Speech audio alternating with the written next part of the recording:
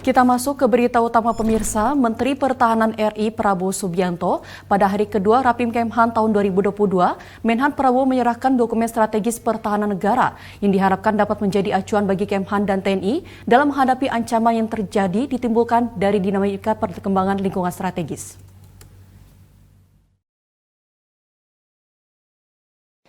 Menteri Pertahanan RI Prabowo Subianto dalam Rapim di hari kedua menyerahkan dokumen strategis pertahanan negara. Prabowo mengatakan seluruh komponen bangsa harus bersinergi dalam menegakkan kedaulatan negara, keutuhan wilayah, dan keselamatan segenap bangsa guna menghadapi berbagai ancaman, gangguan, hambatan, dan tantangan di masa depan.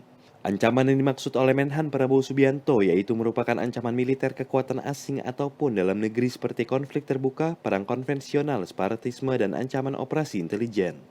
Tidak hanya itu, Menhan Prabowo juga mengatakan pelanggaran wilayah perbatasan darat, laut, maupun udara seperti pelanggaran oleh kapal-kapal asing bersenjata, hingga pelanggaran wilayah udara oleh pesawat negara asing sebagai ancaman yang perlu diantisipasi oleh Indonesia. Tidak hanya itu, Menhan Prabowo dalam sambutannya juga memaparkan bahwa kebijakan pertahanan negara tahun 2022 merupakan hasil evaluasi dan tindak lanjut dari upaya pencapaian sasaran kebijakan yang telah ditetapkan dalam kebijakan pertahanan negara tahun 2021. Sasaran kebijakan yang masih berlangsung akan dilanjutkan, diantaranya kebijakan pembentukan komponen cadangan dan penataan komponen pendukung, kebijakan pembangunan postur TNI, perwujudan wilayah pertahanan yang bertumpu pada pulau-pulau besar, pembangunan sistem logistik yang terdesentralisasi, serta penguatan pertahanan di wilayah selat-selat strategis.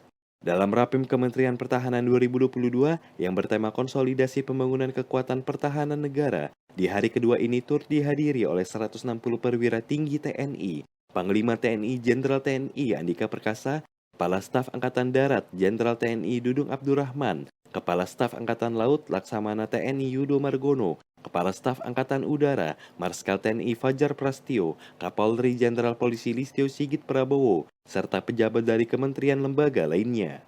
Pada akhir rangkaian Rapim 2022, Menhan Prabowo juga menyerahkan sejumlah alat peralatan pertahanan dan keamanan atau Alpalhankam untuk menunjang 3 matra TNI dalam menjaga kedaulatan negara dan secara resmi memperkenalkan logo baru Kemhan RI untuk menggantikan logo Kemhan yang telah digunakan sejak tahun 2005.